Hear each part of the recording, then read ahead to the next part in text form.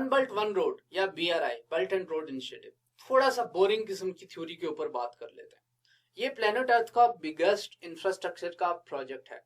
कहते हैं कि दुनिया की तारीख में इतना बड़ा प्रोजेक्ट कभी कंसीव ही नहीं किया गया। वजह क्या है? इसका जो टोटल वॉल्यूम है that exceeds $1 trillion, $1 trillion, $1,000 billion।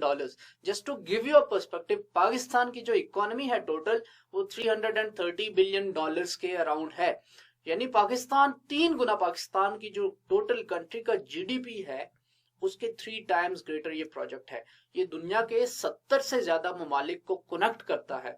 इसके अगेन 2 पार्ट्स हैं। न्यू सिल्क रोड भी इसको कहा जा रहा है, वही पुरानी बात के reviving the ancient silk trade route, जो कि चाइनीज सिविलाइजेशन में आज से 2000 साल पहले से एस्टेब्लिश था। क्योंकि बुनियादी तौर पे जो चाइनीज थे वो सिल्क का काम करते थे।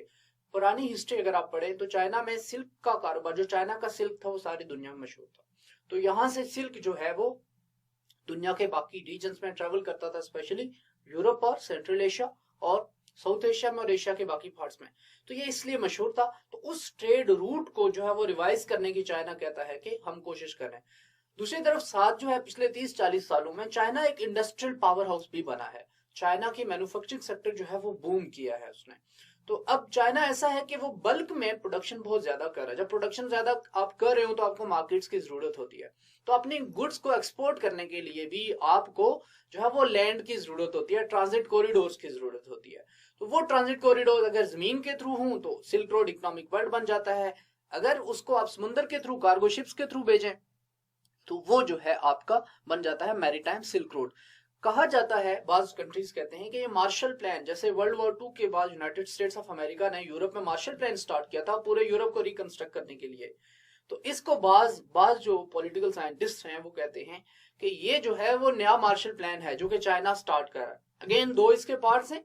इसके पीछे जो है वो विजन क्या है उसको हम देखते हैं, 21st century maritime silk road और सिल्क रोड इकोनॉमिक बेल्ट। तो इसके 2 हिस्से हैं, ये दोनों आपने समझने हैं। ये 70 कंट्रीज को जोड़ रहा है। इंपॉर्टेंट बात यह, चाइना ने 68 कंट्रीज के साथ मेमोरेंडम ऑफ अंडरस्टैंडिंग साइन किया। सबसे ज्यादा किसके साथ साइन किए हैं? ऑब्वियसली पाकिस्तान के साथ। इसमें जो है वो $200 बिलियन से ज्यादा की ग्रांट्स हैं, लोन्स हैं, इंफ्रास्ट्रक्चर के इन्वेस्टमेंट के प्रोजेक्ट्स हैं। ये जो है इसके बहुत सारे प्रोजेक्ट्स जो अभी ऑलरेडी कंसीव हो भी चुके हैं, बहुत सारे इन द पाइपलाइन हैं, कुछ जो है वो फेल भी हो चुके हैं। More than 50 Chinese companies are investing.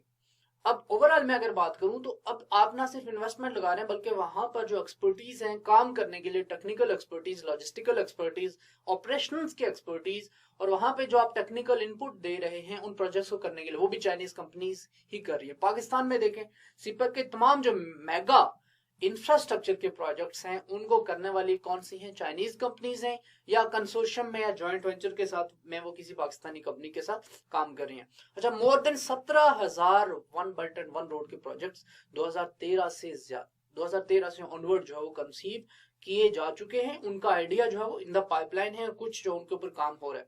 और ये 17,000 एशिया के डिफरेंट कंट्रीज में है और अफ्रीकन कंट्रीज में भी है, इन ओवर 50 कंट्रीज। मिसाल के तौर पे लाओस के साथ 418 किलोमीटर की जो है वो रेल लिंक को बनाना। लाओस पैसिफिक एशिया का, चाइना के साउथ ईस्ट में एक कंट्री है, उसको लाओस कहते हैं। 3000 किलोमीटर जो है वो हाई स्पीड रेल है from south west Asia to Singapore. तो सिंगापुर को साउथ वेस्ट एशिया से मिलाने के लिए 3000 किलोमीटर की $62 billion China Pakistan economic corridor इसके पैकेज का एक हिस्सा है। $5 बिलियन की Colombo port city project Sri Lanka में, $5 बिलियन का Jakarta Bandung high speed rail project. तो इस वॉल्यूम के, मासिव वॉल्यूम के इंफ्रास्ट्रक्चर के प्रोजेक्ट जो हैं वो वन बेल्ट वन रोड का पार्ट है। सिल्क रोड, इसके जो 2 हिस्से हैं उनके ऊपर बात कर लेते हैं। सिल्क रोड इकोनॉमिक बेल्ट ये फोकस करता है कि चाइना को लिंक करेगा यूरोप के साथ through central Asia and Russia. तो चाइना को मिडिल ईस्ट के साथ through central Asia and bringing together China and south east Asia. अब देख लें, इसको यूं आप समझें। सबसे पहले मिला रहा है चाइना को साउथ एशिया के साथ थ्रू पाकिस्तान, फिर वहां से इसको मिला रहा है इंडियन ओशन के साथ, दूसरी तरफ ये चाइना को मिला रहा है पैसिफिक एशिया के साथ, यानी पैसिफिक ओशन में जो कंट्रीज हैं, जापान वगैरह, फिलिपाइन वगैरह, इंडोनेशिया है, मलेशिया है, लाओस है, कंबोडिया है, वियतनाम है, फिलीपाइंस है, उन कंट्रीज के साथ मिला रहा है। फिर सेंट्रल एशिया में जो तमाम कंट्रीज हैं, जो कि यूएसएसआर की डिसइंटीग्रेशन के बाद सेंट्रल एशिया में 17 प्लस जो स्टेट्स आजाद हुई, सेंट्रल एशियन रिपब्लिक्स जिनको कहा जाता है, कि उनको भी कनेक्ट करने की कोशिश की। इसके जो नॉर्थ के कॉरिडोर्स हैं वो चाइना को रशिया के साथ कनेक्ट करते हैं और फिर आगे उसको फर्दर यूरोप के साथ कनेक्ट करते हैं। फिर जो चाइना पाकिस्तान इकोनॉमिक कॉरिडोर के थ्रू आप देखें तो ये चाइना को बेसिकली जिनजियांग रीजन को ये कनेक्ट कर रहा है ग्वादर पोर्ट के साथ, ग्वादर पोर्ट से फिर उसको ये मिडिल ईस्ट के साथ कनेक्ट कर रहा है। मिडिल ईस्ट में जो पेट्रोलियम की प्रोडक्ट्स हैं उनकी एक्सपोर्ट और उनकी इंपोर्ट एक और इम्पॉर्टेंट एस्पेक्ट है जो चाइना जो one belt one road project का पार्ट है, जिसको आपने मिस नहीं करना। जो 21st century maritime silk road ये फोकस करता है यूजिंग चाइनीज कोस्टल पोर्ट्स। इसमें कोस्टल पोर्ट्स आती हैं, उनकी हम बात करेंगे, जिसमें जो है वो डिफरेंट चीजें हैं, जिसमें string of pearl strategy important है। इसमें पैसिफिक ओशन और इंडियन ओशन में पावर की गेम है जो कि यूनाइटेड स्टेट्स ऑफ अमेरिका के दरमियान और चाइना के दरमियान है। तो ये बेसिकली पावर प्ले है इन दो ओशनिक रीजन्स में, एक तरफ है चाइना, दूसरी तरफ है United States of America, Indian ocean में और पैसिफिक ओशन में। ये एंगल भी आपने मिस नहीं करना।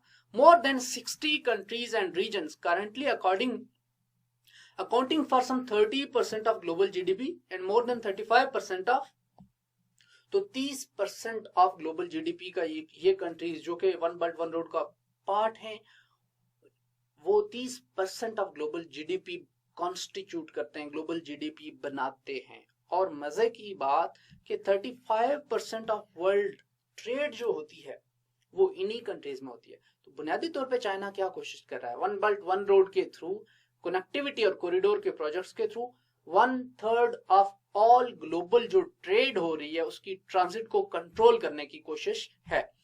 अब दुनिया में हर 3 या हर 4 में से एक बंदा जो है वो चाइनीज है।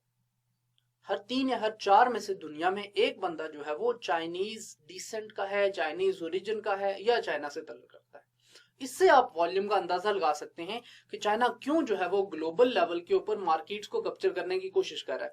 अगेन इसका जो ट्रांजिट का स्ट्रिंग ऑफ पर्ल्स जो है वो एक थ्योरी है जो कि बुनियादी तौर पे वेस्टर्न जो पॉलिटिकल साइंटिस्ट हैं उन्होंने कहा है कि ये चाइना की कोशिश है स्ट्रिंग ऑफ पर्ल्स के थ्रू, स्ट्रिंग ऑफ पर्ल्स थोड़ी देर बाद आप मैप में भी देखेंगे स्ट्रिंग ऑफ पर्ल्स क्या है, कि डिफरेंट पोर्ट्स बना के चाइना जो है वो पैसिफिक एशिया में, पैसिफिक ओशन में और इंडियन ओशन रीजन में अपनी डोमिनेंस को बरकरार रखना चाहता है। इसको वो कहते हैं कि ये स्ट्रिंग ऑफ पर्ल्स स्ट्रेटजी है।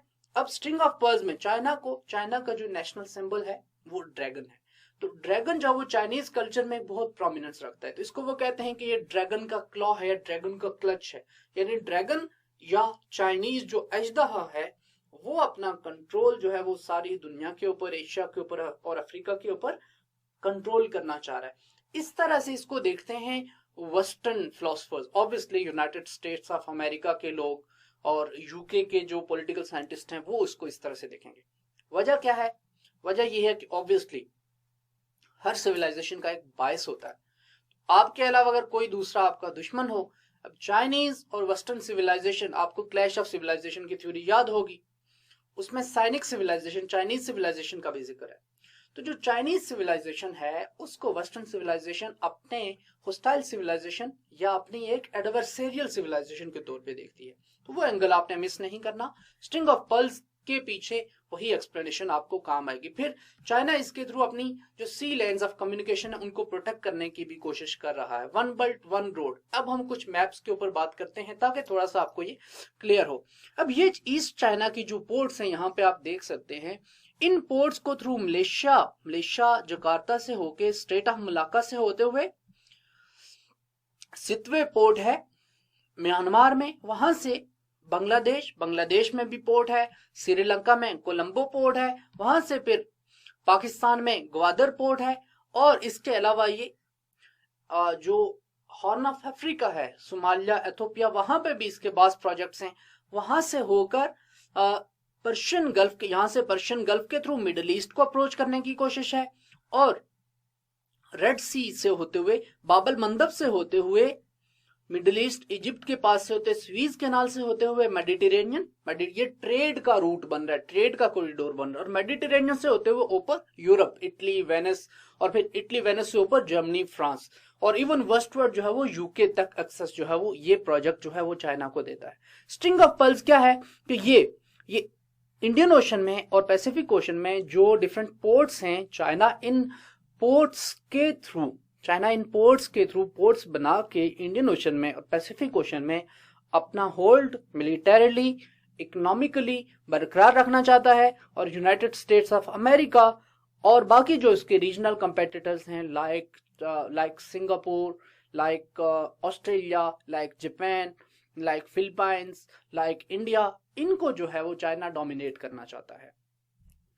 अब जो स्ट्रिंग ऑफ पर्ल्स है, इसमें आपको ये डिफरेंट स्ट्रिंग्स नजर आ रही हैं। ये ग्वादर है जो है, ये डेगो गार्शिया यहाँ पे, कोलंबो म्यांमार में, बांग्लादेश में पोर्ट है, म्यांमार में पोर्ट है। उसके अलावा जो है वो पोर्ट ब्लेयर जो है वो इंडिया के कंट्रोल में है। यहाँ पे साथ ताइवान के पास से होते हुए जो ईस्टर्न चाइना है, ईस्टर्न चाइना में जो तमाम पोर्ट्स हैं, चाइना के ईस्ट में जो पोर्ट्स हैं बुनियादी तौर पे वहां से लेकर ग्वादर पोर्ट तक और फिर नीचे हॉर्न ऑफ अफ्रीका, यहां तक एक पोर्ट्स का जाल है। ये 10-11 पोर्ट्स बनती है बुनियादी तौर पे टोटल। तो इन पोर्ट्स को मिला के यहाँ पे आप देख सकते हैं इस मैप में टोटल, ये आपको स्ट्रिंग ऑफ पर्ल्स, एक मैप में आपको सारा स्ट्रिंग ऑफ पर्ल्स समझ आ जाएगा। ग्वादर नेवल बेस है, कमर्शियल एंड नेवल बेस है बांग्लादेश में, सर्वेलेंस फैसिलिटी है थाईलैंड में, कंबोडिया में जो है वो क्रा केनाल है, फिर साउथ चाइना सी ऑयल ड्रिलिंग सर्वे, वुडी आइलैंड्स, ट्रांसपोर्टेशन के कॉरिडोर्स हैं, अपग्रेडेड पोर्ट फैसिलिटी है, यह है भूटान में। तो ये सारे जो है वो चाइना के पास ये इंफ्रास्ट्रक्चर के प्रोजेक्ट्स हैं, चाइना जिनको कंट्रोल कर रहा है। यहां से आपको स्ट्रिंग ऑफ पर्ल्स की एक और जो है वो ग्राफिकल एक्सप्लेनेशन नजर आ रही है। इस तरह जो है वो स्ट्रेट ऑफ हुर्मुज से होते हुए, क्योंकि स्ट्रेट ऑफ हुर्मुज से ग्लोबल ऑयल का कॉरिडोर, ग्लोबल ऑयल के जो फ्लोज हैं पेट्रोलियम के प्रोडक्ट्स की जो इंपोर्ट एक्सपोर्ट होती है, जो एक्सपोर्ट होती है मिडिल ईस्ट से, वो यहां से होती है, स्ट्रेट ऑफ हुर्मुज से होती है। स्ट्रेट ऑफ हुर्मुज, ग्वादर जो है वो स्ट्रेट ऑफ हुर्मुज के मुंह के ऊपर वाक़या है, पर्शियन गल्फ के स्टार्ट में वाक़या है। जब चाइना पाकिस्तान इकोनॉमिक कॉरिडोर के थ्रू चाइना ग्वादर के ऊपर होल्ड रखेगा तो इसी के थ्रू सारे इंडियन ओशन के ऊपर कंट्रोल रख लेगा, सारे बे ऑफ बंगाल के ऊपर कंट्रोल रख लेगा, और सारा जो है वो साउथ चाइना सी के ऊपर कंट्रोल रख लेगा। तो बुनियादी तौर पे ये जो तीनों ओशंस हैं, इन तीनों के ऊपर चाइना का कंट्रोल होगा। तो ये है स्ट्रिंग ऑफ पर्ल्स स्ट्रेटेजी के डिफरेंट मोती हैं, मोतियों की स्ट्रिंग बनाई हुई है। ये मोती कौन से हैं? पोर्ट्स के मोती हैं। तो ये सारे जब चाइना के पास होंगे तो कंट्रोल ऑब्वियसली चाइना का होगा। अब हम बात करेंगे कि वन बेल्ट वन रोड जो प्रोजेक्ट है, इसके पीछे आइडिया क्या है। आइडिया यह है कि ये स्टार्ट किया कम्युनिस्ट पार्टी ऑफ चाइना ने नवंबर 2015 में। अगर मैं कहूं तो शी जिनपिंग की, जो चाइना का प्रेसिडेंट है Xi Jinping, this is an effort bye Xi Jinping to consolidate his power and entrench his power and control over Chinese internal politics। इसके गोल क्या है? मिसाल के तौर पे गोल्स की बात करें, विजन की बात करें, तो तमाम अच्छी बातें, तमाम जो झूठे और फ्रीबी दावे हैं वो गोल्स और विजन में लिखे जाते हैं। To actively participate in global economic governance and supply of public goods, to enhance strategic layout by promoting two-way opening China or rest of the world, promotion of international cooperation in capacity building to create a landscape of opening up of land and sea corridors। तो तमाम अच्छी बातें जो हैं वो आपको इसके goals में मिल जाएंगी। वन बेल्ट वन रोड के डिफरेंट इंपॉर्टेंट एस्पेक्ट्स क्या हैं उसके ऊपर भी हम बात करते हैं। मिसाल के तौर पे it's an effort to open up to the east and west. मैंने आपको बताया कि ये मिलाता है चाइना को सेंट्रल एशियन रिपब्लिक्स के साथ, मिडिल ईस्ट के साथ, मेडिटेरेनियन के साथ और यूरोप के साथ। ये चाइना को मिलाता है साउथ एशिया के साथ, पर्शियन गल्फ के साथ, मिडिल ईस्ट के साथ और अफ्रीका के साथ। ये चाइना को सारे सेंट्रल से लेकर वेस्टर्न यूरोप तक, मेडिटेरेनियन तक मिलाने की कोशिश है। तो एक कनेक्टिविटी का एक ये कॉरिडोर, इसमें सिर्फ एक कॉरिडोर नहीं है, इसमें मल्टीपल कॉरिडोर्स हैं।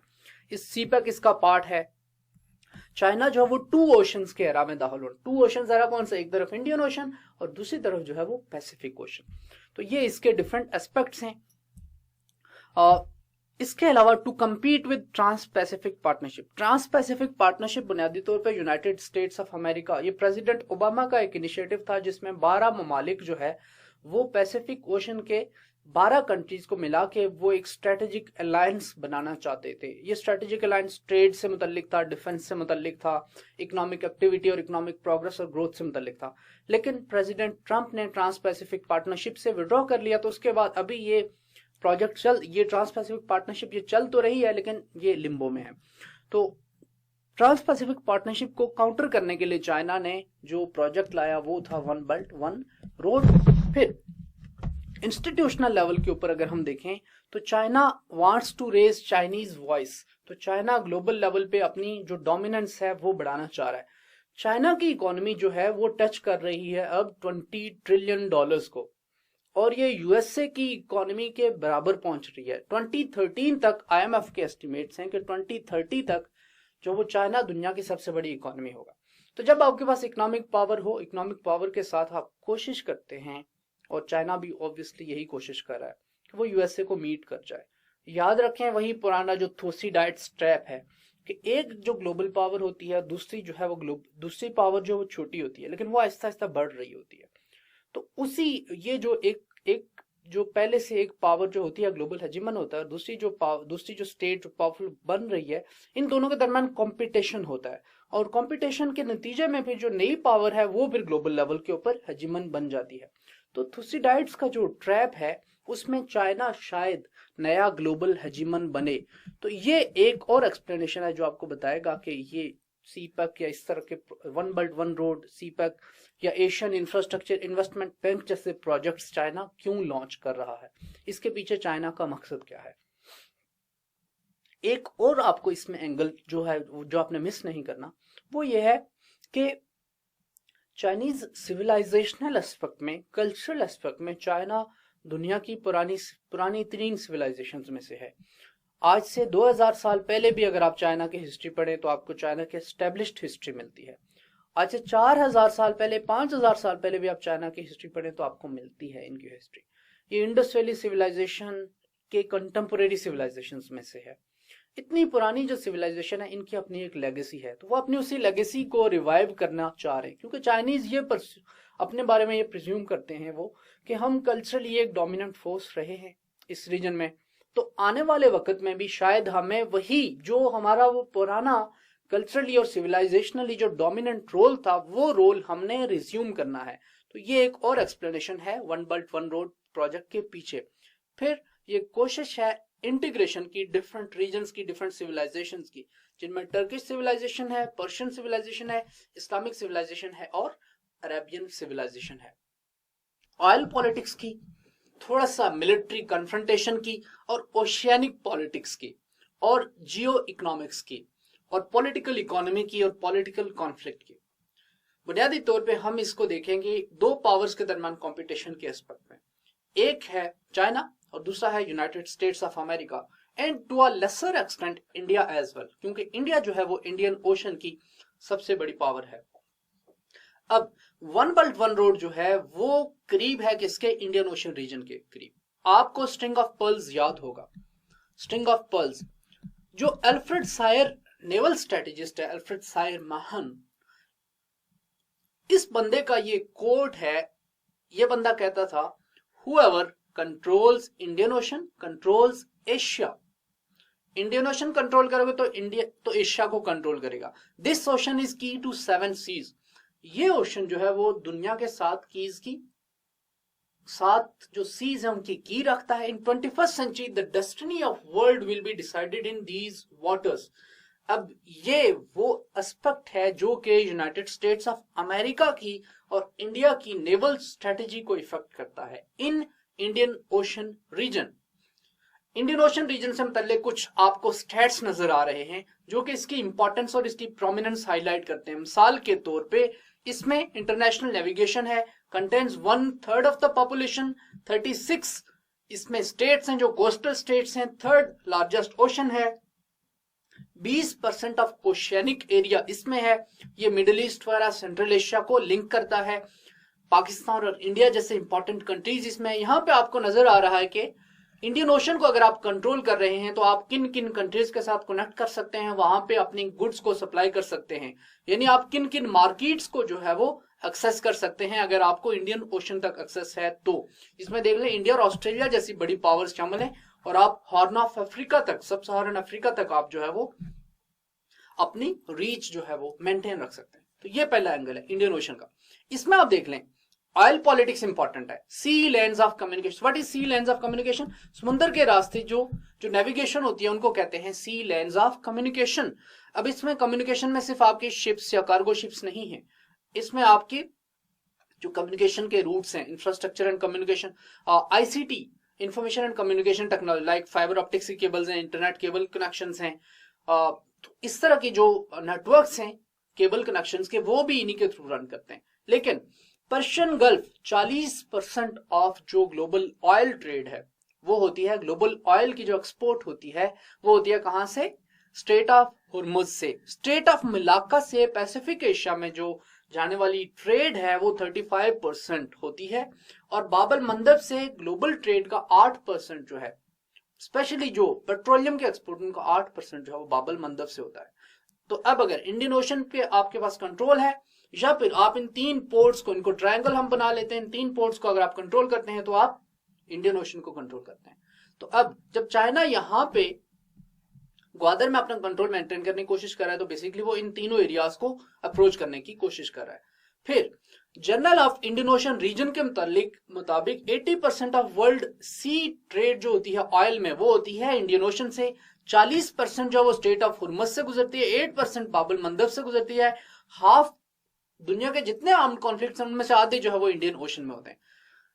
इंडियन ओशन में चाइना, यूएसए और इंडिया जैसी बड़ी पावर्स हैं, इनके ये जो ग्रेट पावर राइवलरी है, ग्रेट पावर जो कंपटीशन है, वो फाइट आउट कहां पे किया जा रहा है? वो फाइट आउट किया जा रहा है इंडियन ओशन रीजन में। एनर्जी सिक्योरिटी के लिए ये रीजन इंपॉर्टेंट है। इसमें इंडिया और पाकिस्तान के दरमियान जो न्यूक्लियर कॉन्फ्लिक्ट का एंगल है वो भी आपने मिस नहीं करना। तो इसीलिए आपको नजर आता है कि इंडिया जो है वो यूएसए के साथ अलाइंड है, और पाकिस्तान जो है वो किसके साथ अलाइंड है? पाकिस्तान अलाइंड है चाइना के साथ। तो ये ऐसे एस्पेक्ट्स हैं इस टॉपिक के जो कि आपने मिस नहीं करने। जो journal of Indian Ocean region है इसके मुताबिक इंडियन ओशन इंपॉर्टेंट क्यों है? एक तो आपने जो है वो ऑयल ट्रेड और ऑयल के एक्सपोर्ट का एंगल याद देख लिया। जो organisation of petroleum exporting countries हैं उनके सबसे बड़े जो कंट्रीज, सबसे बड़े एक्सपोर्टर्स हैं, लाइक ईरान है, like kingdom of Saudi Arabia है, वो जो है स्ट्रेट ऑफ हुर्मुज या पर्शियन गल्फ के साथ सिचुएटेड है। अब ग्लोबल ऑयल ट्रेड, मोस्टली जो ऑयल सप्लाई है वो इन्हीं कंट्रीज से होती है, पर्शियन गल्फ से होते हुए दुनिया के बाकी कंट्रीज की तरफ जाती है। तो चाइना इनके थ्रू अपनी एनर्जी को सिक्योरिटाइज करने की कोशिश कर रहा है। फॉर इंस्टेंस आप इमेजिन करें यूएस और चाइना के दरमियान जंग होती है और United States of America Singapore के साथ मिलकर स्ट्रेट ऑफ मलाक्का को जो है वो रोक लेता है, तो चाइना जंग कैसे लड़ेगा? तो उसका जवाब जो है वो चाइनीज स्ट्रेटेजिस्ट ने ढूंढा चाइना पाकिस्तान इकोनॉमिक कॉरिडोर के थ्रू और one belt one road project के थ्रू। तो यूएस इंटरवेंशन जो है वो इराक और अफगानिस्तान में, इसने अगेन चाइना को एक और रीजन दी, क्योंकि अफगानिस्तान चाइना के पास है। तो चाइना जो है वो यूएस के अफगानिस्तान में प्रेजेंस को अपने जो एम्बिशंस है, उसके रीजनल एम्बिशंस, उनके लिए खतरे की अलामत समझता है। तो ये एक और एंगल है जिसकी वजह जो है वो चाइना बहेरा हिंद में या इंडियन ओशन में जो है वो इंडिया को और यूएसए को compete करने के लिए स्ट्रिंग ऑफ पर्ल्स के ऊपर जा रहा है, पोर्ट्स बना रहा है, one belt one road project बना रहा है। फिर रीजनल मिलिटेंसी और terrorism, global war on terror का एस्पेक्ट भी आपके सामने है, क्योंकि global war on terror major इसकी जो कन्फ्रंटेशंस हुई हैं वो अफगानिस्तान में हुई है, इराक में हुई है, मिडिल ईस्ट कंट्रीज में हुई है, लेबनान जैसे कंट्रीज में या सूडान जैसी कंट्रीज में। ये ऐसे रीजन हैं जो कि हॉटबेड्स इन टेररिस्ट का। तो अब चाइना को खुद टेररिज्म का थ्रेट जो वो जिंजियांग रीजन में चाइना जो है, जहां पे आइगुर कम्युनिटी रहती है, वहां पे चाइना जो है ये थ्रेट फील कर रहा है टेररिस्ट से, क्योंकि वहां पे सेपरेटिस्ट टेंडेंसीज है। जो जिंजियांग रीजन है चाइना का, वहां के जो मुसलमान हैं वो एक अलग स्टेट, एक अलग इंडिपेंडेंट स्टेट जो है वो हासिल करना, चाइना उनसे थ्रेट परसीव करता है। इस रीजन के लिए भी चाइना जो है वो अपनी एक अलग इंडियन ओशन रीजन में अपना होल्ड बरकरार रखना चाहता है। इसी मकसद के लिए वो जो है पाकिस्तान के साथ भी अलाइड है, और साथ ही साथ वो जो है यूनाइटेड स्टेट्स ऑफ अमेरिका और इंडिया की जो यहाँ पे रीजन में बढ़ती हुई पावर और अलायंस है उसके ऊपर भी चेक रखना चाह रहा है। एनुअल सिल्क ट्रेड रूट जो है वो हुर्मुज से लेकर मलाका तक वो है 18 ट्रिलियन यूएस डॉलर्स का। अब 18 ट्रिलियन यूएस डॉलर्स, ये आप शायद इमेजिन नहीं कर सकते हैं। 18,000 बिलियन डॉलर्स की आप बात करें, जो 18 ट्रिलियन यूएस डॉलर्स इनकी ट्रेड जो है, जब जिस कंट्री के पास कनेक्टिविटी के इंफ्रास्ट्रक्चर के ज्यादा प्रोजेक्ट्स होंगे उसका जो है वो ग्लोबल ट्रेड के ऊपर, ग्लोबल मर्केंटाइज के ऊपर कंट्रोल होगा। अब जो है यानी दूसरे अल्फाज में आप कह सकते हैं कि इंडियन ओशन हो या पैसिफिक ओशन और वन बेल्ट वन रोड का प्रोजेक्ट हो, ये बुनियादी तौर पे चाइना के दरमियान और यूनाइटेड स्टेट्स ऑफ अमेरिका के दरमियान पावर कंपटीशन है, ट्रेड के लिए कंपटीशन है, जो मार्केट्स हैं मार्केट्स के कंट्रोल के लिए कंपटीशन है। जो मार्केट्स को कंट्रोल करेगा, जो ग्लोबल लेवल पे इकोनॉमिक सिस्टम है, ग्लोबल गवर्नेंस का जो सिस्टम है, ग्लोबल पॉलिटिकल सिस्टम है, वही कंट्री डिक्टेट करेगा। तो ये जो है सिर्फ आपने इसको एक इंफ्रास्ट्रक्चर के प्रोजेक्ट तक लिमिटेड नहीं रखना। रॉबर्ट कपलन जो है वो इस रीजन को कैसे देखता है कि this region would be the central stage for 21st century global politics. Robert Kaplan जो है उसके ख्याल में 21st सेंचुरी में जो भी ग्लोबल पॉलिटिक्स होगी वो कहां पे होगी, इंडियन ओशन रीजन में होगी। 2/3 पेट्रोलियम ट्रैफिक यहां से गुजरती है। दुनिया के मोस्ट इंपॉर्टेंट स्ट्रेट्स जो के पेट्रोलियम एक्सपोर्ट्स के लिए हैं वो यहाँ पे सिचुएटेड है। हुर्मुज है, बाब अल मंदब है, मलाका है। इन तीनों को जो है वो ब्लैंकेट ऑफ ट्रबल्स कहते हैं। ब्लैंकेट ऑफ ट्रबल्स क्यों? बिकॉज अगर ये स्टेट्स ऐसी हैं जिनके गिर्द तमाम जो मेजर आपको पावर कन्फ्रंटेशन नजर आती हैं, पॉलिटिकल कन्फ्रंटेशन नजर, वो यहाँ पे ना। अगर मैं बात करूं हुर्मुज के गिर्द तो ईरान और kingdom of Saudi Arabia, Pakistan Gwadar और ईरान में ईरान की पोर्ट चाबहार, वहां पे इंडिया का एंगल भी इन्वॉल्व है। तो यहाँ पर ही इन्हीं पोर्ट्स के ऊपर जो है वो स्टेट्स, इस रीजन की जो स्टेट्स हैं वो compete करती हैं। तो वन बेल्ट वन रोड जो प्रोजेक्ट है इसका बुनियादी तौर पे इंडियन ओशन के अंदर सिचुएटेड होना या इंडियन ओशन के ऊपर कंट्रोल की ये सारी गेम है। Future of politics will be decided in Asia, not in Afghanistan और Iraq, and the US will be right at the centre of the action. Hillary Clinton ने ये बात कही कि यूनाइटेड स्टेट्स ऑफ अमेरिका जो है वो डिफाइन करेगा कि जो है, कहती है कि फ्यूचर ऑफ जो पॉलिटिक्स है वो एशिया में डिसाइड होगा और यूएस जो है इसका सेंटर स्टेज के ऊपर होगा। पैसिफिक ओशन में अगर आप बात करें तो पैसिफिक ओशन जो है इसमें प्रेसिडेंट ओबामा ने एक स्ट्रेटेजी दी थी, pivot to Asia. Pivot to Asia का मकसद था चाइना को कंटेन करना। पिवट टू एशिया स्ट्रेटेजी के तहत यूनाइटेड स्टेट्स ऑफ अमेरिका ने अलायंस बनाया इंडिया के साथ, सिंगापुर के साथ, ऑस्ट्रेलिया के साथ, जापान के साथ, इन जैसे रीजनल कंट्रीज के साथ बनाया। और वो जो ग्रुप था उसका नाम क्वाड कोर था। क्वाड कोर का मकसद ये था कि इस रीजन में चाइना का जो बढ़ता हुआ, चाइना का जो राइज है, उसको राइज ऑफ चाइना है, उसको कंटेन किया जाए। उसको कंटेनमेंट स्ट्रेटेजी भी कहा जाता है।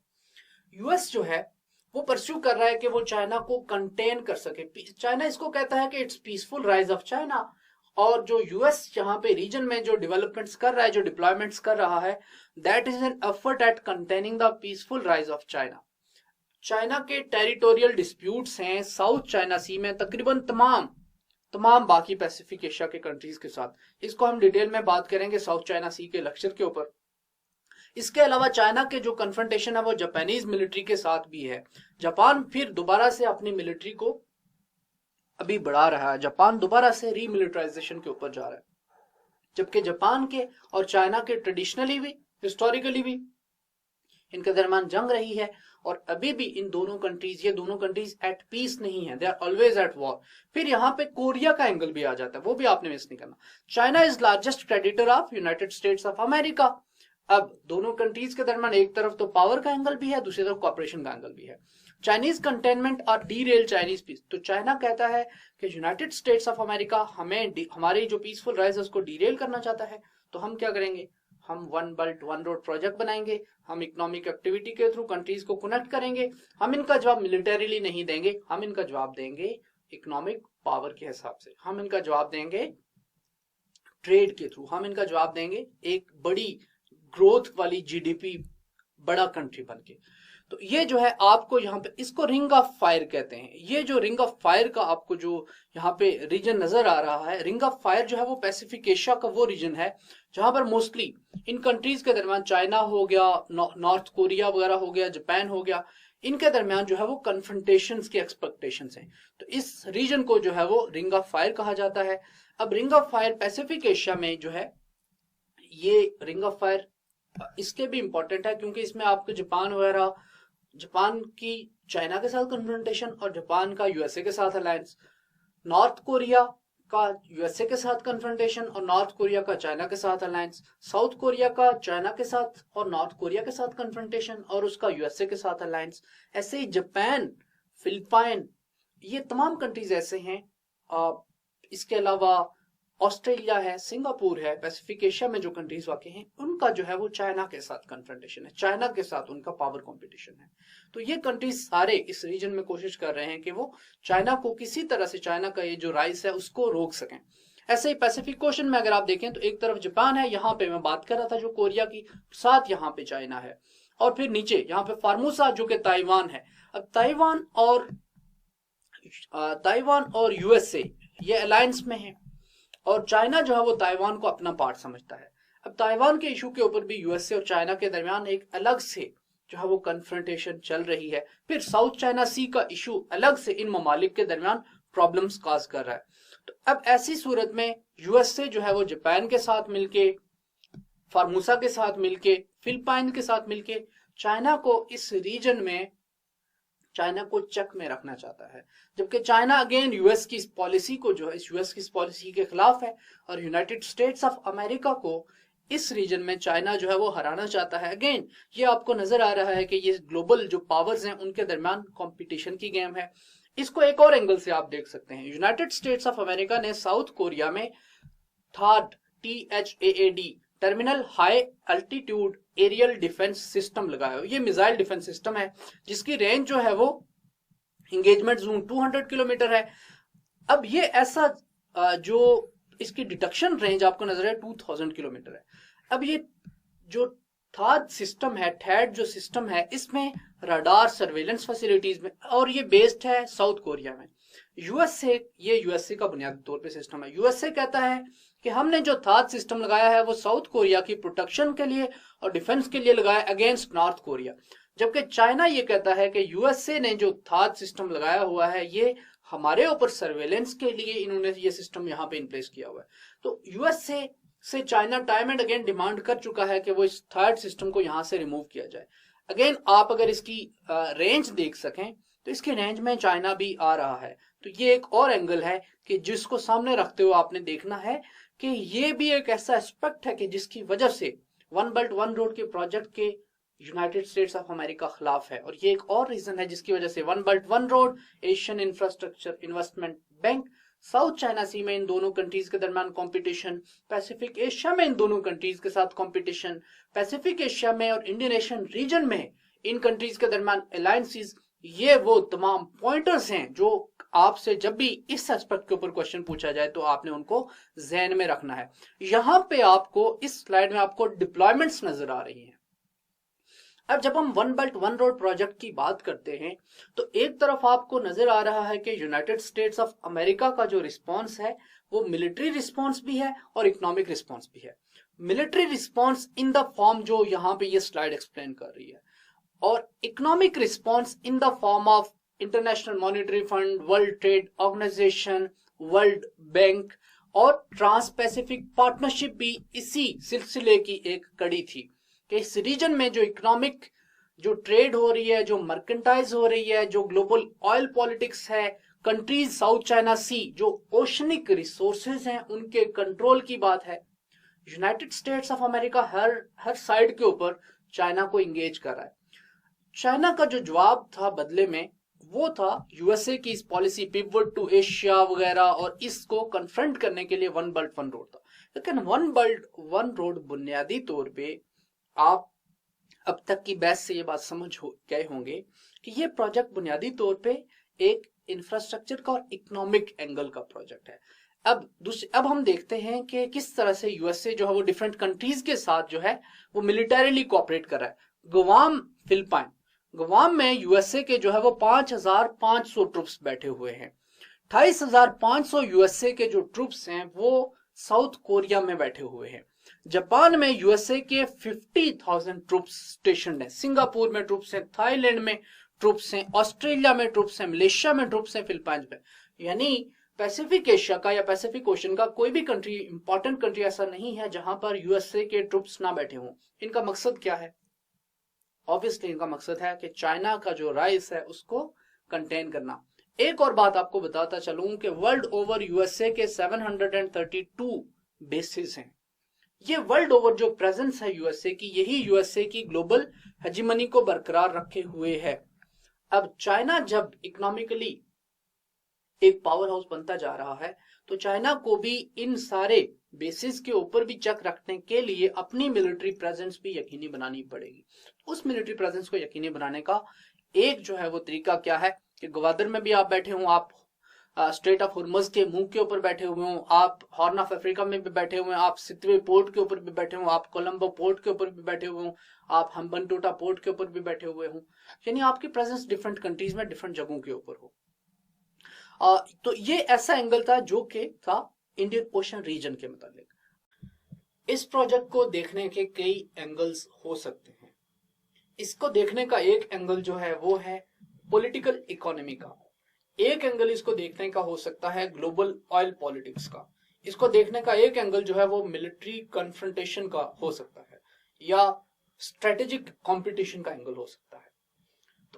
बात करने का मकसद ये है कि जब आप one world belt one road project को देखें, जब आप टू ओशन स्ट्रेटजी की बात करें, या बेशक आप बात कर रहे हों स्ट्रिंग ऑफ पर्ल्स स्ट्रेटजी की, इस तरह की जब आप बड़ी बड़ी और मोटी मोटी टर्मिनोलॉजीज थ्रो कर रहे हों एग्जामिनर के लिए, तो आपने ये पॉइंट मिस नहीं करना कि सिर्फ ये सादा सी गेम है। एक तरफ पावर है यूएसए, दूसरी तरफ चाइना, दोनों कंपीट कर रहे हैं दुनिया को कंट्रोल करने की।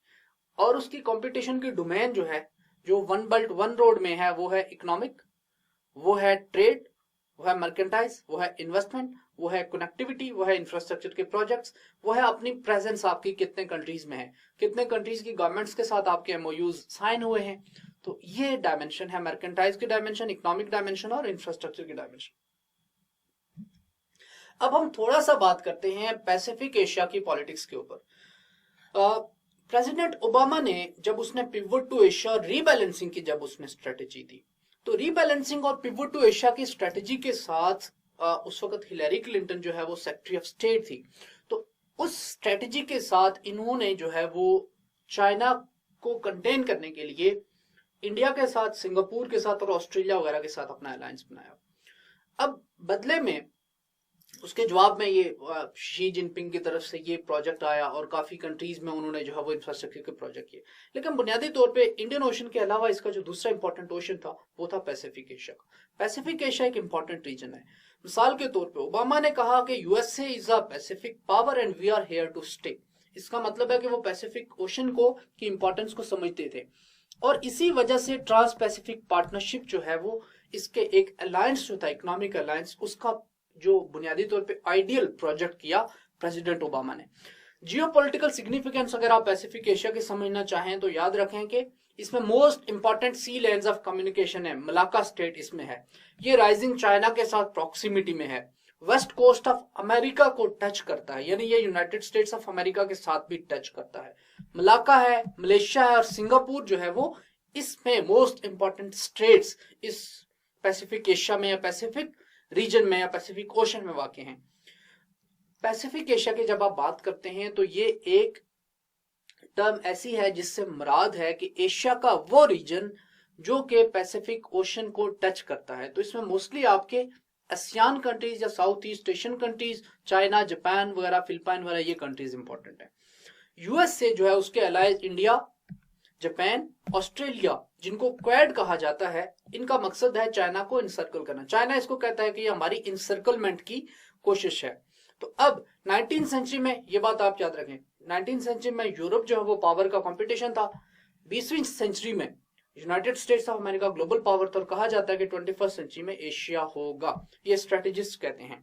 अब अगर आप इस स्लाइड को देखें तो आपको जो पावर कंपटीशन है जो कि पैसिफिक एशिया में है या जो पैसिफिक ओशन में है उसको समझने में थोड़ी सी हेल्प मिलेगी।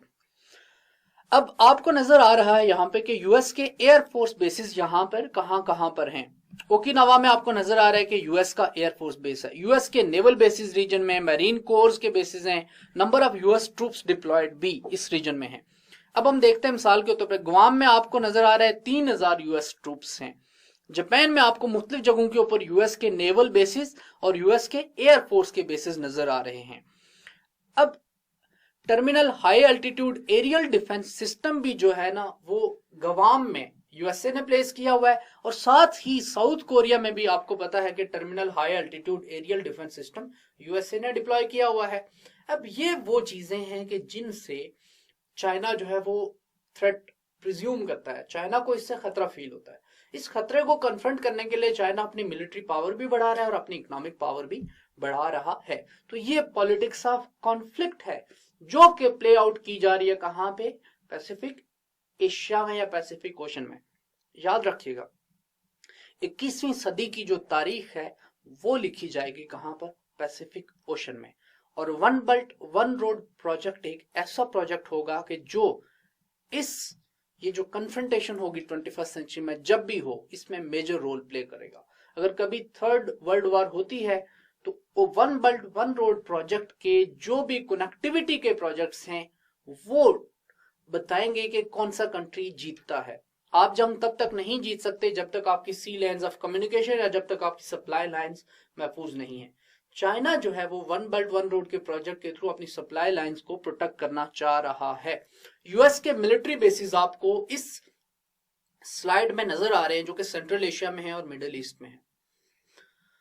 आपने देखा होगा कि पिछले 3-4 सालों में रशिया जो है वो इंटरवेंशनिस्ट मोड में चला गया है। पहले यूक्रेन में किया, फिर सीरिया में किया, साथ ऐसा ही चाइना भी कर रहा है। अभी चाइना जो है वो अफगानिस्तान में पीस प्रोसेस का पार्ट है। तो सेंट्रल एशिया में कोई डेवलपमेंट हो या मिडिल ईस्ट में कोई डेवलपमेंट हो, चाइना और रशिया खुद को उससे अलग नहीं कर पाते। और ये दोनों कंट्रीज जो है इस रीजन में कोई भी हैपनिंग हो तो उसमें अपना इफेक्टिव रोल प्ले करते हैं। One belt one road project इसी ये जो विजन है इसकी एक कड़ी है, इसी सिलसिले का एक हिस्सा है। अब जो है वो हम आज के टॉपिक के क्लोजर की तरफ आते हैं। हमने सबसे पहले देखा कि one belt one road project है क्या, कौन कौन से रीजन्स को कनेक्ट करता है, इसके कौन कौन से पार्ट्स हैं, इसके पीछे चाइना का विजन क्या है, ये यूनाइटेड स्टेट्स ऑफ अमेरिका और चाइना के दरमियान किस तरह से पावर कंपटीशन और पावर गेम का हिस्सा है, ये पावर गेम जो है वो इंडियन ओशन रीजन में कैसे प्ले आउट की जा रही है और पैसिफिक एशिया में या पैसिफिक ओशन में किस तरह से प्ले आउट की जा रही है। अब हम आते हैं आपके असाइनमेंट के क्वेश्चन की तरफ जो आपने सॉल्व करके मुझे ग्रुप में सबमिट करवाना है। पहला क्वेश्चन है, examine China's strategic vision behind belt and road initiative also known as OBOR. ये 2019 में ये क्वेश्चन आया है। दूसरा क्वेश्चन है कि how the US is trying to keep its dominant position in Asia Pacific and what is China's response to it. ये जो सवाल है इसका जवाब आपको पार्टली जो है हमारा जो लेक्चर होगा पैसिफिक ओशन के ऊपर उसमें से भी मिलेगा, लेकिन अभी तक के तब तक के लिए आप जो है इसका जो आंसर है वो आज के लेक्चर तक ही कंटेन करें और इसके गिर्द अपनी रिसर्च को रखें। Critically examine China's strategic vision behind one belt and one road project. इसके साथ ही हम one belt one road project के ऊपर इसके लेक्चर के एंड की तरफ आते हैं। अपना ख्याल रखिएगा, इजाजत दीजिए।